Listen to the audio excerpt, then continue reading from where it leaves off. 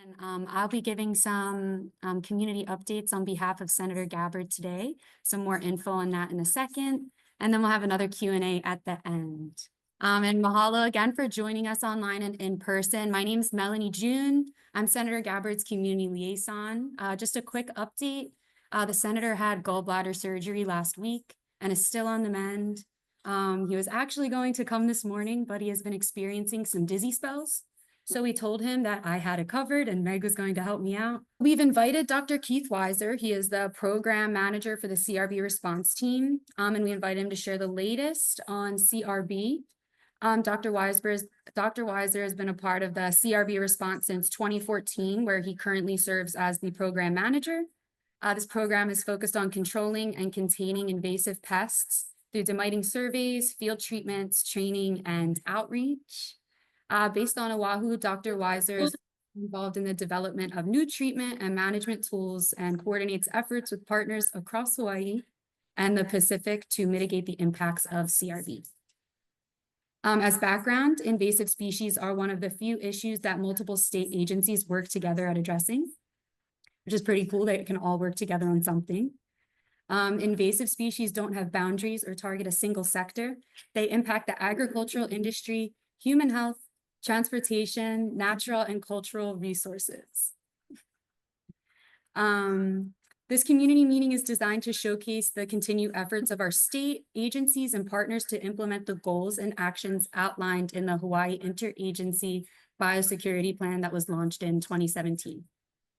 Again, if you don't get to ask your questions, please send us an email to sengabbard@capital.hawaii.gov, and we can get back to you. So we are also recording today and the video will be on YouTube. And with that, I'll get into some of my updates. So the first update that I would like to talk about today is the Kalaeloa Parklands and proposed racetrack. So on August 19th, the City Council met on the Kalaeloa racetrack, or more appropriately named a motorsports facility. Here's a brief overview of the status and as it stands now. Just a bit of background, at last month's Listen Story, we had guest speaker Lee Cobian right here from the Oahu Motorsports Association and Nate Sirota from the City Parks and Rec Department to provide a briefing on the interim racetrack concept. But as background, the city now controls about 400 acres at the former Naval Air Station transferred over from the Navy, which will eventually be used for park and recreation activities. A master plan across 7 properties is in progress, with community input, including an environmental assessment, contaminated land cleanup work, and identifying cultural site protections. The National Park Service has approved roughly 23 acres for a temporary motorsports facility, a public-private-led effort by Lee Cobian, while long-range plan continues. The main concerns that we are hearing from the community are noise and proximity to homes. People are asking for berms or walls, set hours and curfews, event caps, and some real enforcement, along with traffic and safety issues. So that's always an issue on the west side. Access and egress, parking management, and emergency access. Folks are asking that the regional park plan make room for pickleball, a public pool, and broader youth facilities. The city is continuing to refine the master plan and EA with community input. A few things that are still in discussion are the final site layout with the 23 acres and buffer distance to nearby homes, agreed upon noise thresholds and what happens if they're exceeded, event frequency caps, curfews, and penalties, and how motorsports fits into the phased regional park build so other priorities aren't delayed. And lastly, cost sharing for berm walls, operations, post-interim restoration. But they just made this awesome link. Meg, if you could click that on the bottom, please. And this is a great resource that everybody can use to get their latest updates on what's happening in the Kalaeloa Parklands. On this link, it's a great resource. They just launched it, I believe, on the August 19th City Council hearing that they had. And it's amazing. It tells you the full 400 acres, gives you a good visual of where it will be. And it's just, there's been a lot of concerns surrounding this, but it's not something I believe to be concerned about, especially with the information that is being delivered on this link. The next update that I have for you guys is one for Kapolei High School. They are now launching a Kaiapuni program. So the Department of Education is launching a Hawaiian Immersion Kaiapuni program. A dedicated Kaiapuni teacher is onboarded and ready to go. Enrollment is now open for incoming 9th graders. All interested students are welcome. The core classes are taught in Olelo Hawaiian, but English, language arts, math, science, social studies, and Hawaiian language will all be taught in Olelo Hawaiian. Studies will take electives and other courses in English still. And the Kaiapuni teacher and designated kumu hold college degrees, have subcerts and teaching permits, and are actively working towards full licensure. So the DOE emphasized commitment to high quality, passionate educators for this program. I have a couple more updates. The next one is on the Ewa roadway. The Hawaiian Railway Society has called off the planned August 15th closure of the shortcut between Renton Road and FDR Ave. The folks know this as Fleming Road, Coca Street, or Philippine Sea Road. It will now stay open to the public. They were looking to close it because of some speeding, heavy traffic, safety and liability worries, and not having money to keep it up. But the city is now stepping in, and they're working on a revocable right of entry, so the city can take on liability and maintenance while the public keeps using the road. The city plans to fix and add streetlights on Renton Road and inside the corridor. The limit commercial trucks, stripe the roadway, and add speed humps. The usual safety improvements you see on any city streets. The HRS is praising the city for making an exception here to keep this vital link open forever. And to improve safety. So the next steps are, once the agreement is finalized, we'll share the timeline and update you guys. But in the meantime, please just drive slowly through the corridor. And the last update that I have for you guys is more HPD officers for West Oahu. Senator wanted to share an important public safety update that many of you may have already seen on the news. More police officers are coming to serve our communities in West Oahu. District 8, which covers from Ewa Beach to Makaha, consistently has some of the highest 911 call volumes, as some of you probably know. Between January and May this year alone, calls for service went up by 24% compared to last year. It's huge, right? And to get the facts, Senator reached out to the new interim police chief, Raid Vanek, who officially took on the role of chief of police on August 1st of this year. He confirmed that 12 new HPD officers, though, from the department's latest academy class will be permanently assigned to District 8 starting in mid-November. This will increase the number of patrol officers from 160 to 172 and allow the creation of 2 new beats to cover our growing communities and reduce response times. So District 8 is a large area that spans from Waianae Coast, Honokaihale, Makakilo, Kapolei, and Ewa. It's divided into 3 sectors and 20 motor beats, and these new officers will be assigned to help fill coverage gaps across that whole stretch. The additional beats will be staffed based on the needs identified by District Commander Major Gail Beckley, who will be overseeing the new assignments. He encouraged that anyone with ideas or questions could reach out directly to Major Beckley or Assistant Chief Brian Lynch, and their emails are right here that you guys could write down and take home with you if any questions come up. And while this is great news, there's still a lot more work to do. HPD currently has over 465 officer vacancies, with only 1,712 of the department's 2,177 positions filled, so almost half. Over the last 5 years, the department has returned more than $110 million to the city and county, funds that could have been helped to recruit or retain officers. That's why we're especially encouraged that 36 new recruits recently started their training. And this is the largest academy class since 2021. And this is just because we need long-term sustained investments in public safety. This is a huge win, again, for our community. But that is all the updates that I have today. I see that our guest speaker has arrived, Dr. Keith Weiser. And I'd be more than happy to pass it over to him if no one has any other questions. Hello. Okay, yeah. I'm Keith Weiser. I manage the Coconut Rhinoceros Beetle response. I've been with that program since 2014, and our primary mission is to prevent the spread of coconut rhinoceros beetle, eradicate where possible, and to help to manage those populations and manage populations and prevent spread within Hawaii. So thank you all for coming. This really fits in with our mission to help the public stay informed and familiar all of you are with coconut rhinoceros beetle, or if there's particular aspect of that you're more interested in hearing about.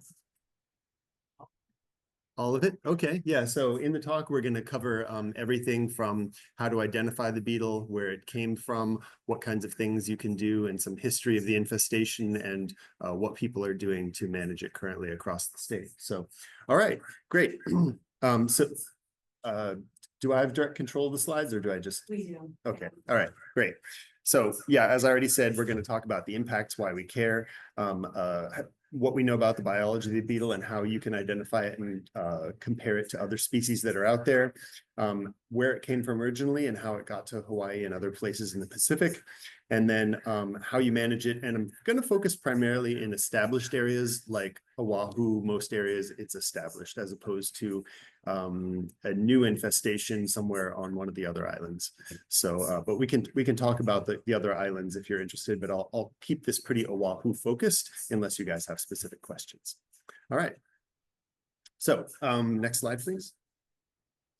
So the main reason that we care about coconut rhinoceros beetle, the name implies they love coconuts, but they love a lot of different things. And I guess the name, most types of palms and lots of other plants, rhinoceros beetle wasn't as catchy, so they just went with coconut rhinoceros beetle, but they like coconut and royal palms, fan palms, date palms.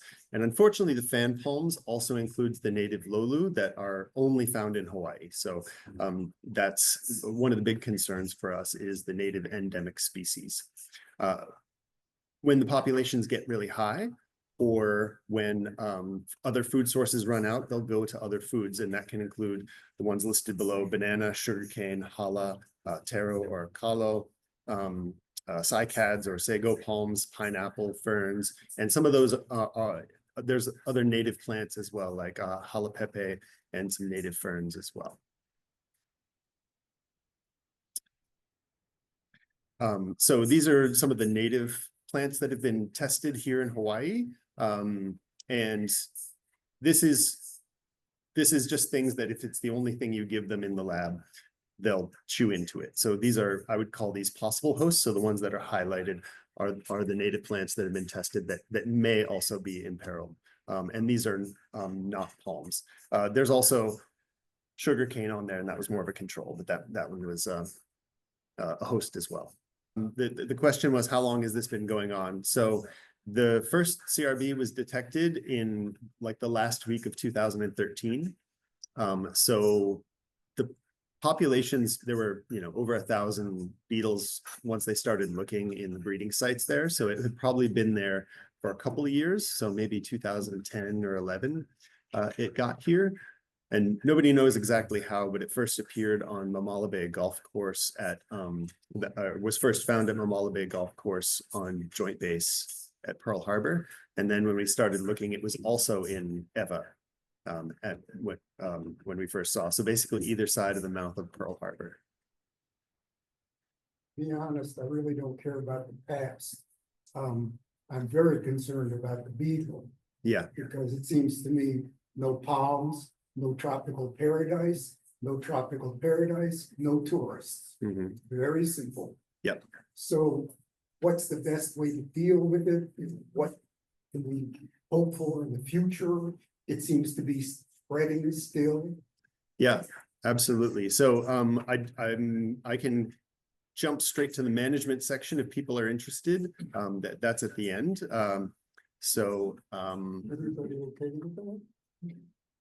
Okay, yeah, if you guys want to skip ahead, we can go real quick through this stuff here. And then we can go back if people want. So yeah, management. what kinds of things can be done. And I can speak generally about what the state is now and what's happening. So right now, Oahu is largely infested. Kauai, there's CRB in many areas in Kauai. I don't know about most, but it is spread quite extensively on Kauai. So those islands are past the point of eradication with the tools that we have now. So the eradication tools that we have are what we're using in Kona right now and used in Waikoloa and used on Maui for the infestations there. So one of them is as material is moving inter-island, the Department of Agriculture checks the material and requires that compost and soil material that the eggs can be laid in gets treated to kill any CRB that are in there. So they can also be in soil in live plants, potted plants that are moving inter-island. And a couple of those have been intercepted. For example, Lanai, 2 shipments with potted plants had CRB in them, and they were intercepted by Pulama Lanai and destroyed. So we know that that's still moving inter-island. So either a quarantine or a new treatment is probably the best thing to prevent that from happening again. But in places where it has already spread, like Kona currently, treatments on the palms, because the beetles have to feed on palms several times in their life. They don't stay in the palms, but they'll go and they'll feed, then they'll go back to breeding sites and then back to palms and back and forth, and they can swap between palms and breeding sites. So the breeding sites are compost, mulch, dead stumps, any really decaying plant material. They prefer wood and coconut wood, but any decaying plant material they can breed in as long as it's moist and decomposing enough. So getting rid of that material as much as possible and doing pesticide, insecticide treatments on the palms to kill the adults that are feeding there is probably the best eradication strategy. And then there's a number of traps that are more of a detection tool, but do catch some beetles, so that can be part of the mix as well. So right now, Department of Transportation, the county, Department of Agriculture, Big Island Invasive Species Committee, and us are all working together on getting all those things done with the delimiting, finding out how far the infestation is mainly with trapping and surveys of palm damage, and then treatments on the host palms out there, and the removal of the breeding material, which is commonly mulch piles or green waste piles, plant waste piles. So that's what can be done there. For Oahu, since it's in most places, you can reduce the amount of breeding material. So we prefer to use an integrated pest management strategy, which is very common for controlling pests. And so you have to ideally look at each tier of the pyramid and say, what kind of preventative things can you do? What kind of cultural, meaning like how you grow your plants, for example, physical treatments, biological treatments, and chemical treatments. And so some measure of each of those can be used against CRB. So I guess we can go to the next slide and we can talk about each of those separately. So I mentioned the life cycle, but these start off as eggs, and then that's laid in something like mulch pile or in a decaying stump. And then it goes through several phases that we call instars, 3 of those as it gets bigger and bigger. And most of its life is spent as a larva. So it's mostly in that breeding material for quite a long time. And then in the breeding material, it also pupates and goes through a metamorphosis and then emerges as the adult. So before it's an adult, it's not really doing anything damaging. It's decomposing dead plants. It's not feeding on live plants. But once it's the adult, that's the injurious phase where it starts burrowing into the hearts of the palm, into hala and other things. So how do we break this life cycle? And so how do we target each of these different life stages? So as I said, most of the life is in the breeding sites. And so control of breeding material is really important for controlling these populations. So limiting the amount that you have, for example, putting netting on the breeding sites when there's a limited number of them is a good idea as well. Next slide, please.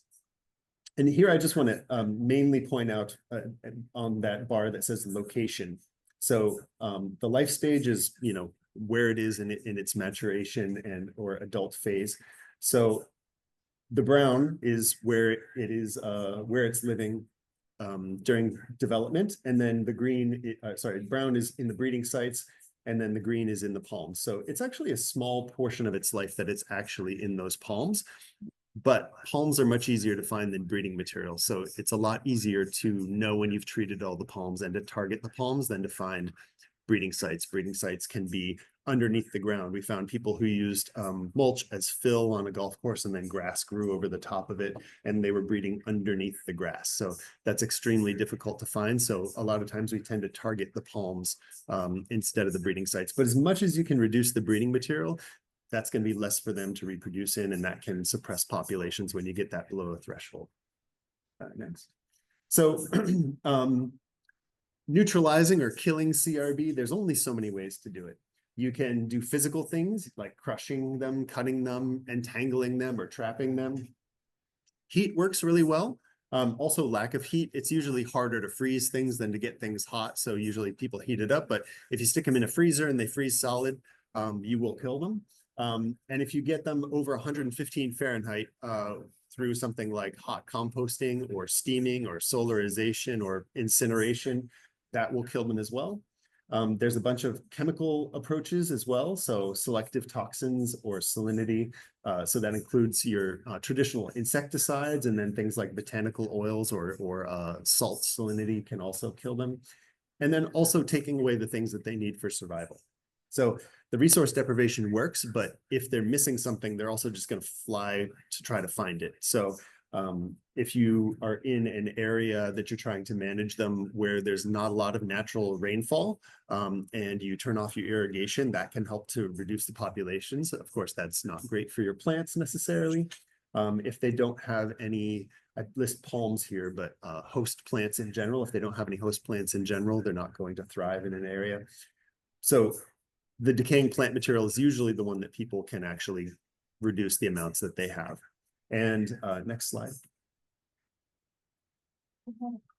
Oh, yeah. There's a question on Zoom. It just says, treatments are restricted to state lands, not the public. What can you do for public with regards to treatments? Yeah, it depends on the zone. So particularly for my group, what we can do is defined by our funding. So we're grant funded, and every grant says, okay, we'll give you this money to do these specific things. And right now, one of those specific things is not treat at somebody's house.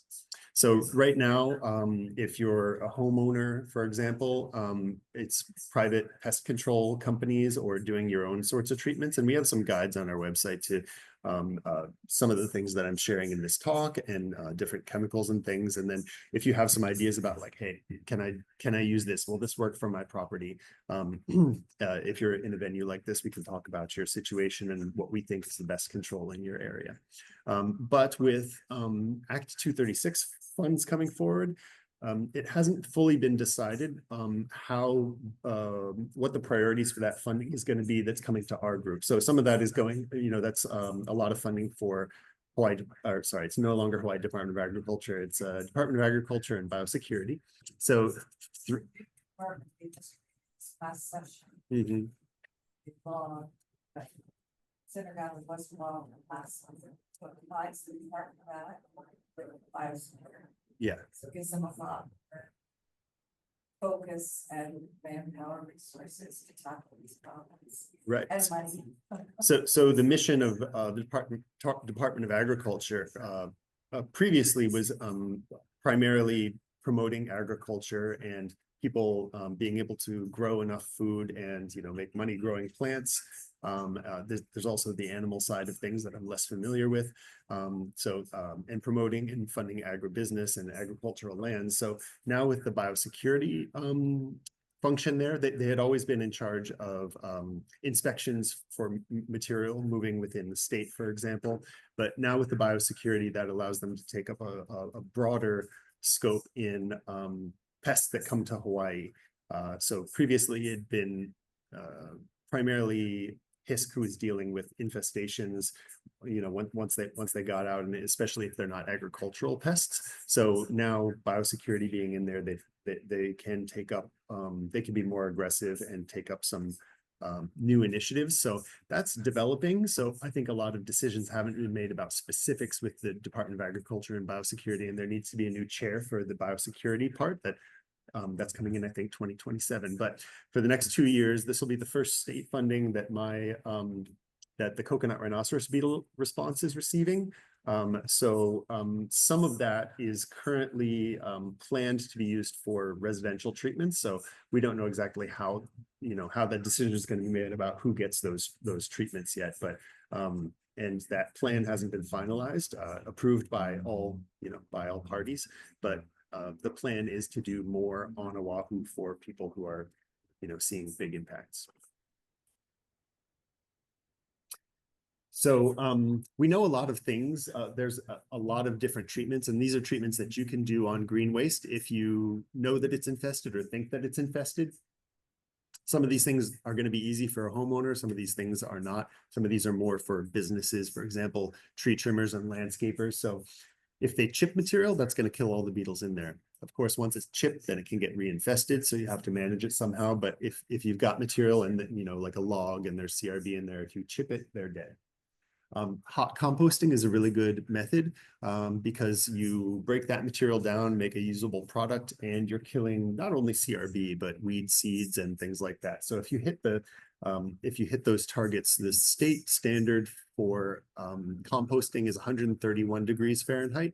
So if at home you can hit those, or if you want to take it to a composting facility that's state certified, they're going to hit those targets. And while it's hot, it's going to kill CRB. When it's finished, they can still reinfest it and lay eggs in there. So it's a good idea to put that in a container or manage it or spread it out. So things like submersion, steaming to heat it, fumigations. The fumigations have to be done by a licensed professional, so that's not something that can be done, but that's a common treatment for shipments of stuff that's moving between islands, just to let you know of the kinds of things that they're using to protect the other islands.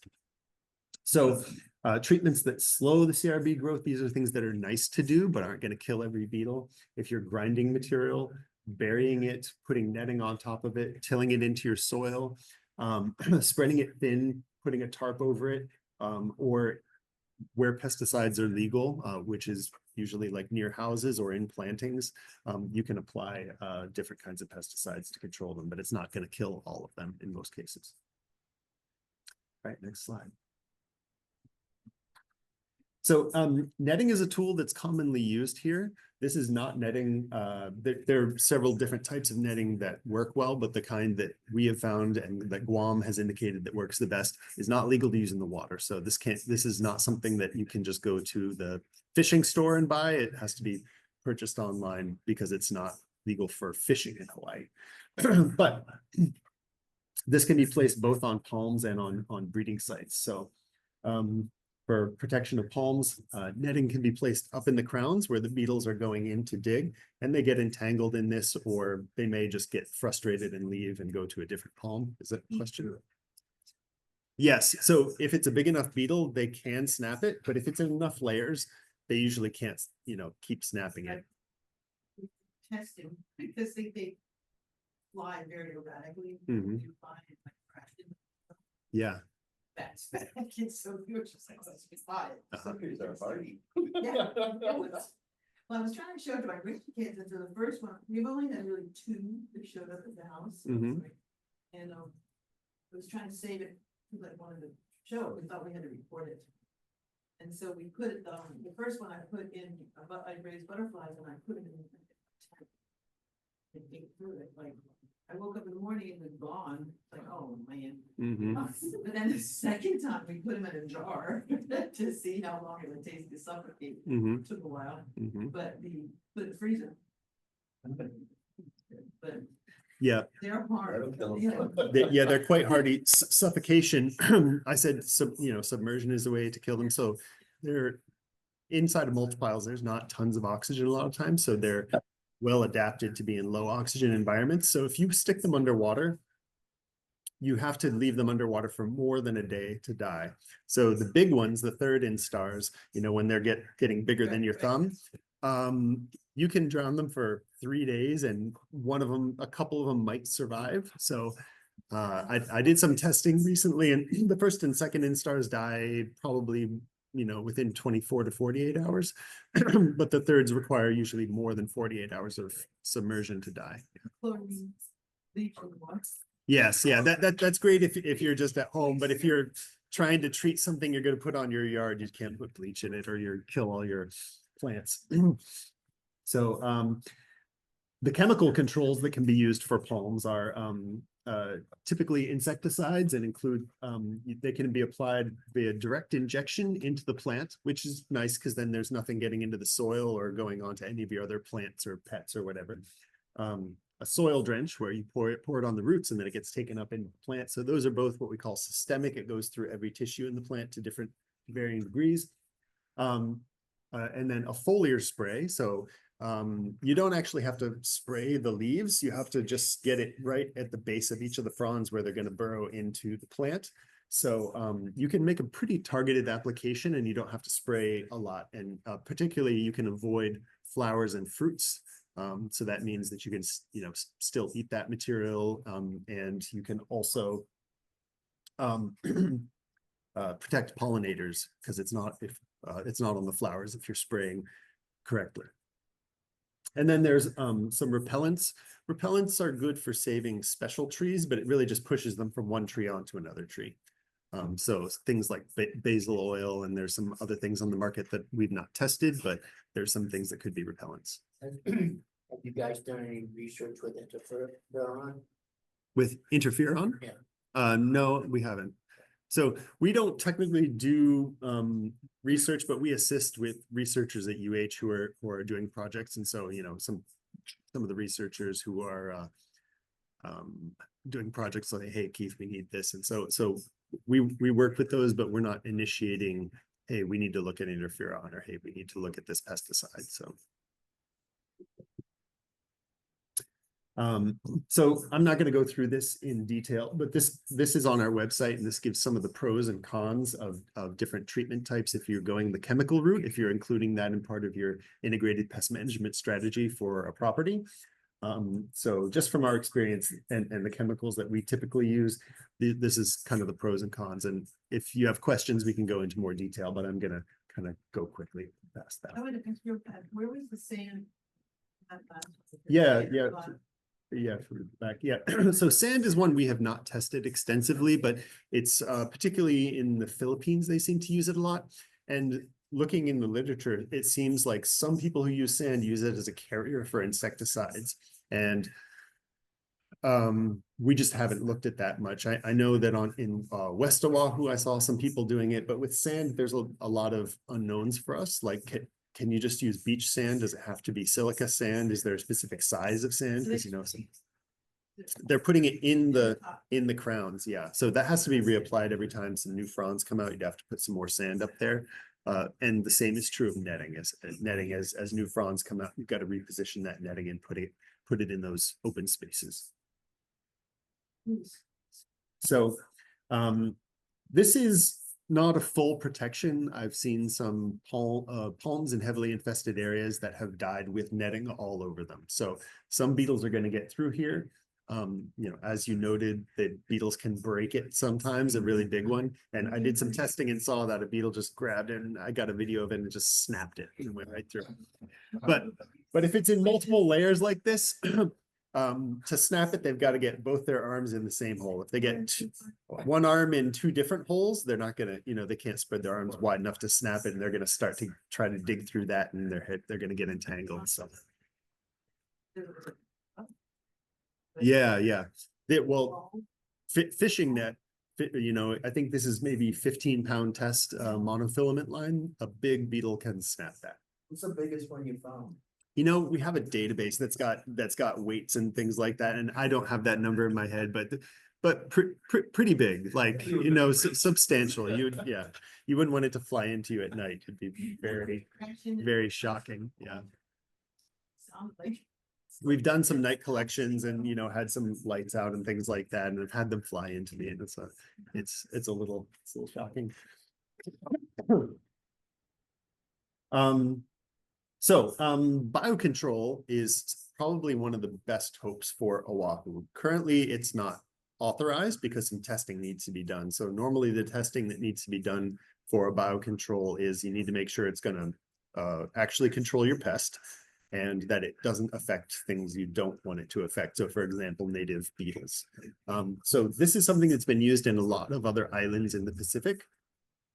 And it led to really good control for decades. So in places like American Samoa that had it since 1909, you know, that they got really good control of those populations with the virus.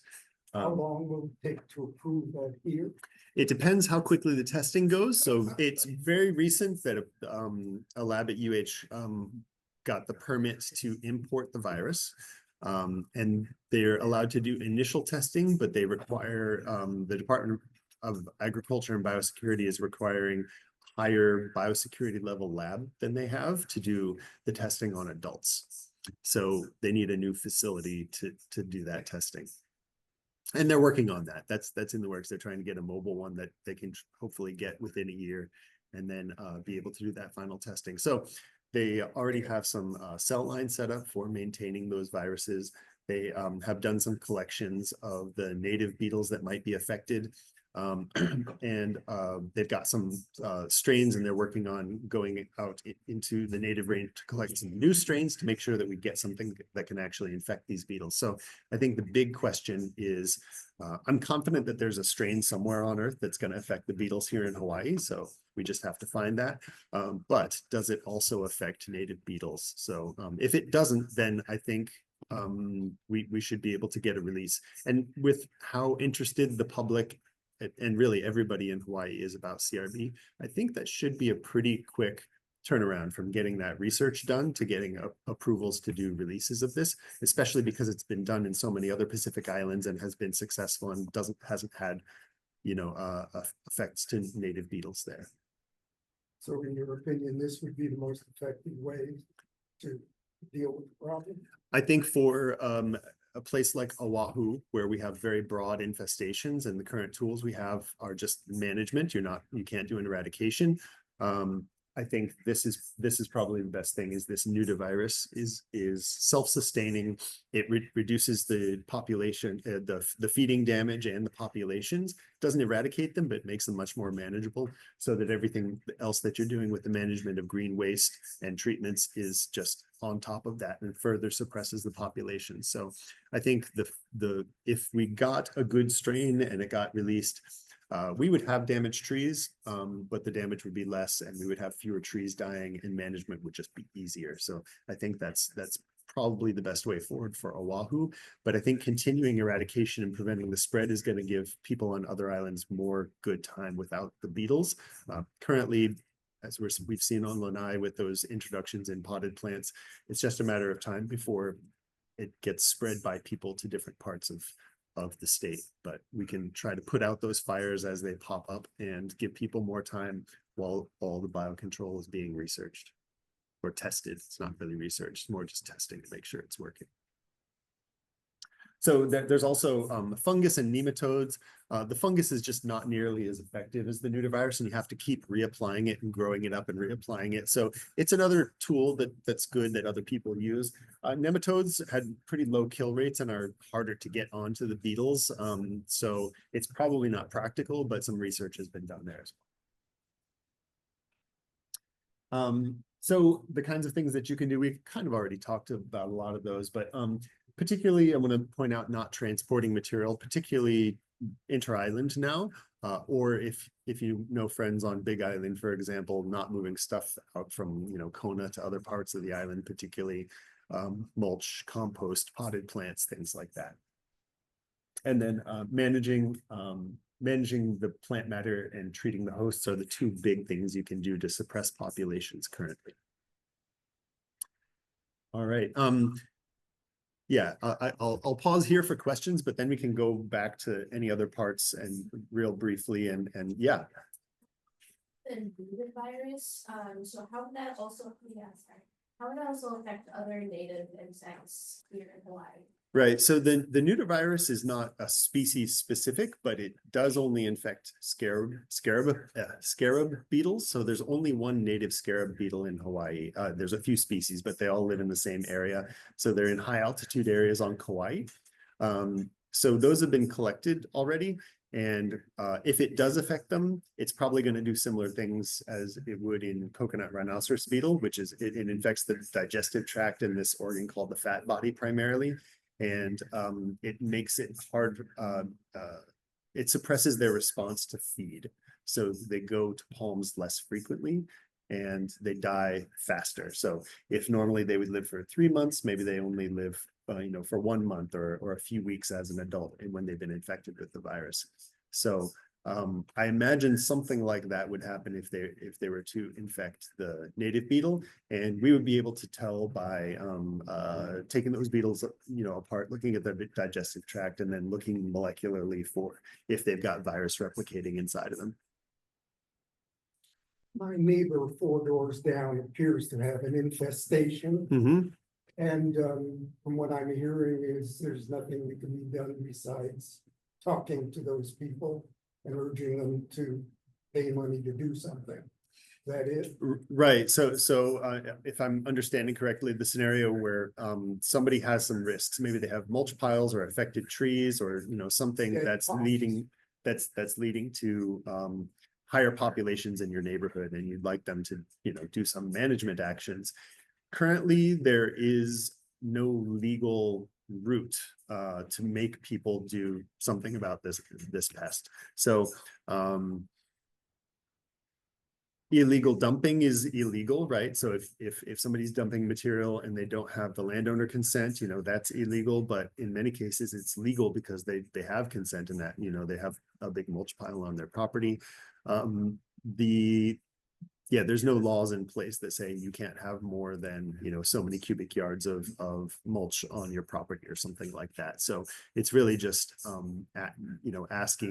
asking as nicely as you can, or whatever techniques you have to convince your neighbors to do things they don't want to do. So, yeah. Are you seeing? Well, that's all right. I just was wondering if you were seeing them, physically seeing. Oh, yeah, Yeah. I can show you his backyard. There are 2 enormous pencils, dead palms. Oh, okay. And now it appears to be affecting his banana tree as well. His leaves are starting to turn yellow. Yeah. When they run out of palms, they'll go for bananas, they'll go for challah, they'll go for cycads, pineapples. One question.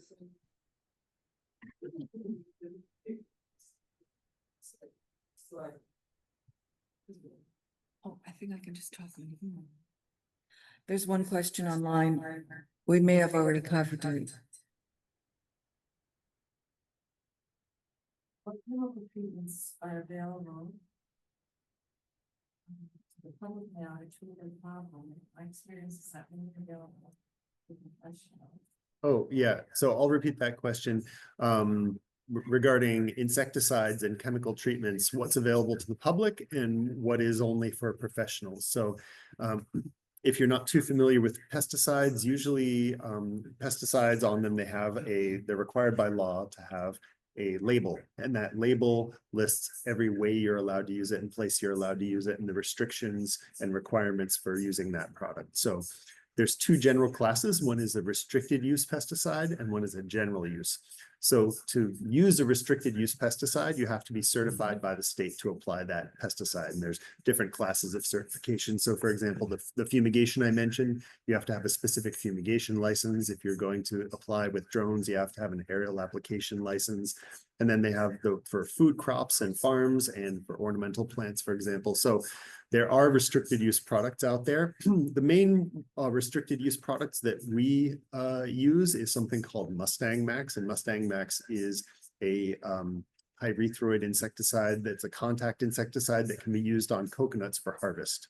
So the main reason it's restricted use is because it's intended to be used on farms, and farms have lots of staff that have repeated and intimate contact with the plants, and so the label has additional safety precautions for farm workers. And so that's a restricted use product that can be used on coconuts that are for harvest and consumption. And sorry. The unrestricted effective treatment. Yeah, and there's the general use products are the main difference. It's the same chemicals in many cases, but the main difference is it's not intended for food. So the labels say for ornamental plants. And so if you cut the coconuts off of your coconut tree, then you can say that's an ornamental coconut tree. And then you can use that general use product. So For the crown sprays, we use things like One Guard on other islands for eradication purposes. They can use this product called Demon Max, which is a pyrethroid. And then there are systemics. Imidacloprid has been found to be one of the most effective, but also acephate, which is an organophosphate, a little more dangerous to handle for humans, but still safe enough to be considered a general use pesticide. So if you want any, we have some guides on some of those application techniques on our website, but if you want to talk about pros and cons of any of the chemistries, we can go into that. And it's usually a good idea to alternate chemistries to avoid resistance in the pests as well. So if you wanted to go for a systemic, go for like an imidacloprid, and then alternate that with some acephate and go back and forth between those is a pretty good management strategy. One of the things about the treatments though is if you're not treating most of the palms in a region, it's not going to have a big impact. So if you treat 5 trees out of 100, every beetle that feeds on an untreated tree can lay, 50 to 100 eggs. And so that's going to easily sustain that population, even though the ones that are feeding on those treated palms are dying, they're getting more than replaced by the other beetles on the untreated trees. So really you have to organize as a neighborhood and say, hey, we're all going to treat these and get hopefully 80%, ideally 100% of your trees, and then everybody coordinate those treatments. So that's why green waste management for most people is going to be the most effective, because everything that you reduce on your property is going to have a local effect. The beetles are lazy. If they're born in a mulch pile here, they're not going to skip over a bunch of palms and then go to the palms down the street. Generally, they're going to go to the nearest palm. So if you can get the green waste under control in your area, that's going to help to suppress your local damage on your palms. Not eliminate, but help suppress. No more questions. 10 o'clock. Thank you very much, Dr. Weiser. That was Yeah. great. Yeah.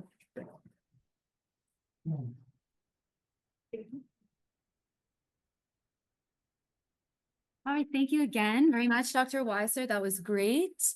And we are going to conclude now since it's 10 a.m.